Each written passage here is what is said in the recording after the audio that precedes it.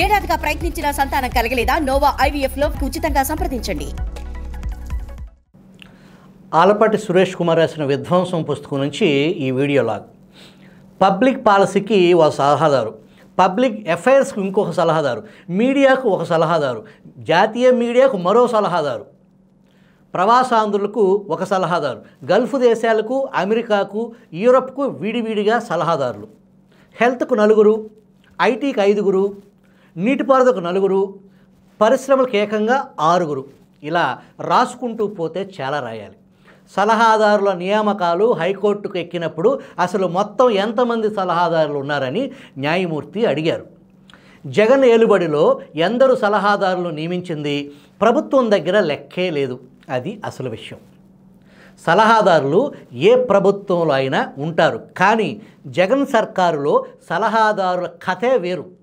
సలహాలు తీసుకునే అలవాటు లేని ముఖ్యమంత్రికి సలహాలు ఇచ్చే పేరుతో మనుగడ సాగించే ఇలాంటి యంత్రాంగం మరే రాష్ట్రంలో అయినా ఉందనుకోలేం. జగన్ అధికారంలోకి రాగానే ఈ సలహాదారుల రాజ్యం ప్రారంభమైంది. చకచక 50 మందికి పైగా సలహాదారులు నియమించారు. చాలామందికి క్యాబినెట్ ర్యాంక్ ఇచ్చారు. వారిలో కొందరు జగన్ సొంతమైన సాక్షి మీడియాలో పనిచేసిన వారు, కొందరు ముఖ్యమంత్రికి కావలసిన వారు, మరికొందరు వైసీపీ నేతలను కూడా సలహాదారులుగా నియమించారు. హైకోర్టు ఇంతమంది సలహాదారులు అని ఆశ్చర్యం వ్యక్తం చేసింది. వీరందరికీ కలిపి వేతనాల రూపంలో ఖజానాపై ఎన్ని కోట్ల రూపాయల మేరకు భారం మోపుతుంది లెక్కే లేదు. సినీ నటుడు ఆలీని ఎలక్ట్రానిక్ మీడియా సలహాదారుడిగా నియమించారంటే ఈ నియామకాల లక్ష్యం మనం అర్థం చేసుకోవచ్చు. అయితే ఇక్కడ ఒక వైచిత్రిని మనం గమనించాలి. జగన్ ప్రభుత్వ యంత్రాంగంలో అసలైన అధికారం సలహాదారుల చేతుల్లో ఉంది. సజ్జల రామకృష్ణారెడ్డి ముఖ్యమంత్రి తర్వాత అంతటి వారు పేరుకు ఆయన ప్రజా వ్యవహారాల సలహాదారు. అటు ప్రభుత్వంలోనూ ఇటు పార్టీలోనూ ఆయన జగన్ పేరిట అధికారం చెలాయిస్తారు.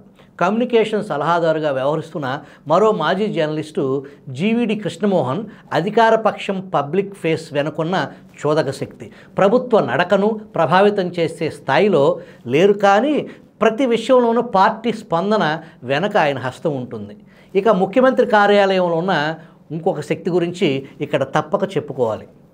అవటానికి ఆయన అధికారి, సలహాదారు కాదు, కానీ ప్రభుత్వ యంత్రాంగ నడవడికతో పాటు పార్టీ వ్యవహారాల విషయంలో కూడా ముఖ్యమంత్రి ఆయనపై ఆధారపడటం ఎక్కువైంది కాబట్టి ఆ అధికారి కూడా సలహాదారు కిందే లెక్క. కె ధనుంజయ రెడ్డి అనే ఆ అధికారే ఇప్పుడు ముఖ్యమంత్రి కార్యాలయంలో సర్వం. మంత్రులు కూడా ఆయన్ను తలుచుకున్నప్పుడల్లా కలవలేరు. ఇక ఎమ్మెల్యేల మాట చెప్పక్కర్లేదు. బయటకు వెళ్ళిన ఎమ్మెల్యేల ఆరోపణలు చేస్తున్నది ధనుంజయ రెడ్డిపైనే అన్న విషయం గుర్తుంచుకుంటే ఆయన చెలాయిస్తున్న అధికారం మనకు అవగతమవుతుంది. సజ్జల రామకృష్ణారెడ్డి, ధనుంజయ రెడ్డి కలిసి ప్రభుత్వ యంత్రాంగం మొత్తాన్ని నడిపిస్తున్నారు. ఆయా శాఖల మంత్రులు కనీసం సమీక్షలు కూడా చేయరు. కొద్ది మినహాయింపులతో ఫైలు వస్తే సంతకం చేయటానికే వారు పరిమితం. ప్రతి దానికి సలహాదారులను నియమించడం ప్రమాదకరమని, ఇది సమాంతర ప్రభుత్వం ఏర్పాటు చేయటమని ఒక సందర్భంలో హైకోర్టు చేసిన వ్యాఖ్య ఎంత వాస్తవమైందో చూడండి. ఇక మిగతా సలహాదారులు చాలా వరకు పేరుకే సలహాదారులు. జగన్ ప్రతిపక్షంలో ఉండగాను ఆ తర్వాత విధేయతతో ఆయనకు సేవించుకున్నందుకు ప్రతిగా పదవులు సంపాదించుకున్న వారే ఎక్కువ మంది. కొందరు మాత్రం పదవితో సంబంధం లేని వేరే ప్రయోజనం దృష్ట్యా పదవి పొందినవారు. ఈ సలహాదారుల వల్ల ప్రజాపాలనకు చేకూరే అదనపు పదును ఎంత ఘనమైనదో మనకు గత 4 ఏళ్లుగా అర్థమవుతూనే ఉంది.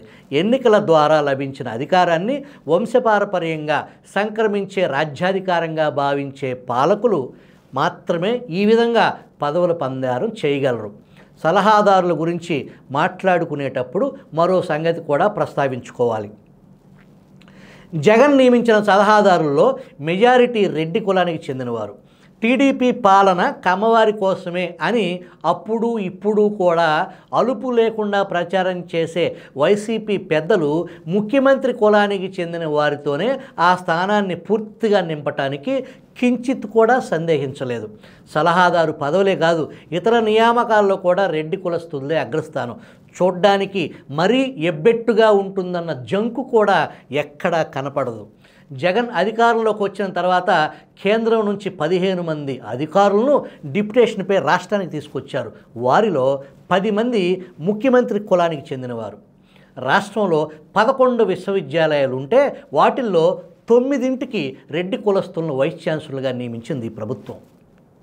ఆపై ఉన్నత విద్యామండలి చైర్మన్ కూడా ఒక రెడ్డి. ఇది చాలదా వైసీపీ ఏలుబడిలో ఆ కులం విశ్వరూపం అర్థం కావటానికి? జగన్మోహన్ రెడ్డి అధికారంలోకి వచ్చిన తర్వాత ఆయన కులానికి చెందిన వారు సుమారుగా 700 మంది చిన్నా చితకా పదవులు వరించాయి. ఈ నియామకాల్లో చివరగా చెప్పుకోదగింది తిరుమల తిరుపతి దేవస్థానాల ట్రస్ట్ బోర్డు చైర్మన్గా తిరుపతి ఎమ్మెల్యే భూమన కరుణాకర్ రెడ్డి నియామకం. ఆయనకు ముందు జగన్ బాబాయ్ వైవి సుబ్బారెడ్డిని వరుసగా 2 దఫాలు టీటీడీ చైర్మన్ చేశారు. తర్వాత కూడా వేరే సామాజిక వర్గానికి చెందిన వారితో ఆ పదవిని భర్తీ చేయాలని ముఖ్యమంత్రి అనుకోలేదు. మళ్ళీ రెడ్డినే ఎంపిక చేశారు. ఆ రెడ్డి జగన్ తండ్రి వైఎస్ రాజశేఖర రెడ్డి హయాంలో ఒకసారి ఆ పదవి చేపట్టిన వారే. అప్పుడు టీటీడీలో పెత్తనం చేసిన ధర్మారెడ్డే ఇప్పుడు TTD EO. Chandragiri MLA Chevireddy Bhaskar Reddy కుమారుడు మోహిత్ రెడ్డి తిరుపతి నగరాభివృద్ధి సంస్థ చైర్మన్. ఆ హోదాలో ఆయన టీటీడీ బోర్డులో ఎక్స్ అఫిషియో సభ్యులు. తిరుపతి జిల్లా కలెక్టర్ కూడా రెడ్డి. Police superintendent Reddy. ఏం సూచిస్తుంది ఈ కేంద్రీకరణ మనకి? ఒక్క తిరుపతిలోనే కాదు, రాష్ట్రమంతటా ముఖ్యమైన అన్ని పదవులు రెడ్డి సామాజిక వర్గం వారికే లభిస్తున్నాయి. రాష్ట్రంలో డిఎస్పీల బదిలీలు జరిగితే ముఖ్యమైన ఎస్డిపిఓ పోస్టుల్లో మెజారిటీ రెడ్లు నియమించారు. అధికార పక్షానికి కీలకమైన అన్ని పోస్టుల్లో రెడ్డి కులస్తులే ఉన్నారు. ఒక్క మాటలో చెప్పాలంటే అధికారం యావత్తు ఆ కులంలోనే కేంద్రీకృతమయ్యింది. అత్యున్నత స్థాయిలో పరిస్థితి చూడండి. రాష్ట్ర అధికార యంత్రాంగానికి నాయకత్వం వహించే ప్రభుత్వ ప్రధాన కార్యదర్శి ముఖ్యమంత్రి కులానికి చెందిన వ్యక్తి. రాష్ట్ర పోలీసు విభాగానికి నాయకత్వం వహించే డీజీపీ కూడా అదే రెడ్డి కులానికి చెందిన ఐపీఎస్ అధికారి. సీనియారిటీ ప్రకారం ఈ ఇద్దరు పై స్థానానికి వెళ్ళారనుకోవటానికి కూడా లేదు. వారికన్నా సీనియర్లు పక్కన పెట్టి వీరికి అందరం ఎక్కించారు. అటవీ శాఖలో అత్యున్నత స్థాయి పదవి అయిన principal chief conservative of forest కూడా ఆ కులం వారే. ఐఎఫ్ఎస్ అధికారి వై మధుసూదన్ రెడ్డి. రాష్ట్రంలో ఇలా అత్యున్నత స్థాయిలో ఒకే కులం చేతిలో అధికారం కేంద్రీకృతం కావటం ఎప్పుడన్నా చూసామా? పైగా ముగ్గురిది ముఖ్యమంత్రి సొంత జిల్లా అయిన ఉమ్మడి కడపే. పార్టీలాగా ప్రభుత్వానికి కూడా సొంత ఆస్తి అనుకున్నప్పుడే ఇలాంటివి సాధ్యపడతాయి. సొంత కులస్తులతో కొలువు కూటాన్ని నింపటం తన హక్కు అని జగన్ రెడ్డి భావిస్తున్నారు. పార్టీలో సర్వం సహా చక్రవర్తి అయిన జగన్ తర్వాత అధికారం చెలాయించే 4 రెడ్లే. సజ్జల రామకృష్ణారెడ్డి, వైవి సుబ్బారెడ్డి, విజయసాయిరెడ్డి, పెద్దిరెడ్డి రామచంద్రారెడ్డి జిల్లాల పునర్వ్యవస్థీకరణ తర్వాత వాటిని 8 గ్రూపులుగా విభజించి ప్రాంతీయ సమన్వయకర్తలను నియమించారు. వాటిలో 4 రెడ్డి కులానికి చెందిన వారిని నియమించారు. మిగతా వాటిలో 3ంటికి వేరే కులాల నాయకులకు రెడ్లతో కలిపి ఉమ్మడి నాయకత్వం అప్పగించారు.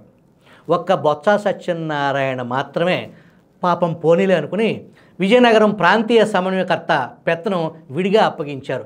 జనం ఏమన్నా అనుకుంటారేమోనన్న జంకు బొంకు కూడా లేదు. ప్రభుత్వంలోని పార్టీలోనూ ఇలాంటి సమీకరణను సృష్టించిన ముఖ్యమంత్రి పొద్దున లేస్తే నా ఎస్సీ, నా ఎస్టీ, నా బీసీ, నా మైనార్టీ, నా పేద సోదరులు, నా అక్కా చెల్లెమ్మలు అంటూ వారి నామజపం చేస్తూ ఉంటారు. జరిగేది జరగబోయేది పెత్తందారులకు పేదలకు మధ్య యుద్ధం అని చెబుతుంటారు. ఇదంతా చూస్తే మీకేమనిపిస్తుంది? ఈ ప్రభుత్వానికి నాయకత్వం వహిస్తున్న ముఖ్యమంత్రి ఎవరి ప్రయోజనాలకు ప్రాతినిధ్యం వహిస్తున్నట్టు కనబడుతుంది మీకు? మీరే ఆలోచించండి.